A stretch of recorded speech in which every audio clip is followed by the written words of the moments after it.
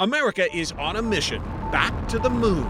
And we are go for launch. To understand why we're going back for the first time since 1972, we need to remember why we went there in the first place. We choose to go to the moon in this decade and do the other things, not because they are easy, but because they are hard. During the Cold War, America was in a fierce space race with the communist Soviet Union. But in July 1969, it's one small step for man, one giant leap for mankind. the U.S. declared victory. The Apollo program was really an anomaly. We wanted to go there not for scientific reasons, not because we were technically it was the next step, but because for political reasons. The Russians were coming, and so we had to get there first. Now, more than 5 decades later, NASA says its current Artemis program is about exploration, not politics. We're going back to the moon, and this is why.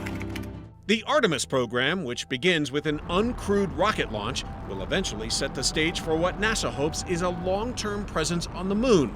The agency says the mission is threefold: scientific discovery, economic opportunities, and inspiration for a new generation. But the agency stresses the moon is really a solar system stepping stone. Our sights are not set on the moon. Our sights are set clearly on Mars. NASA is bullish on the red planet and says the Artemis program can help launch a growing space economy, one that will launch new industries and create new jobs.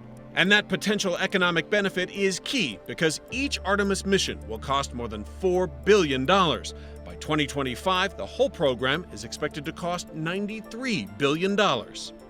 Some NASA critics argue the agency is already being outpaced by private space companies building rockets that are better and cheaper. Quite frankly, right now, as we're seeing the last gasp of sort of the Apollo approach to building giant rockets. And meanwhile, 1,000 miles to the west, Elon Musk can build his Starship so cheaply that he blows them up and he puts a blooper reel out. But NASA believes the costs will help it achieve a third goal, inspiring a generation too young to have witnessed the Apollo era.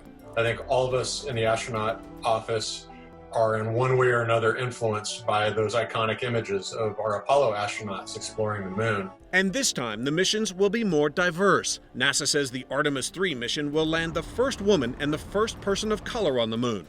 NASA wants it to happen in 2025. We want every kid in America to look at our poster and say, oh, I see myself in that. And right now, the public is behind it. According to an Economist YouGov poll from 2021, a majority of Americans favor the U.S. sending astronauts back to the moon. And a Gallup poll from 2019 showed a record number of Americans say the benefits of the space program justify the cost. 3, 2, 1, 0. Ignition. Liftoff. Helping solidify support for a return to the moon and beyond.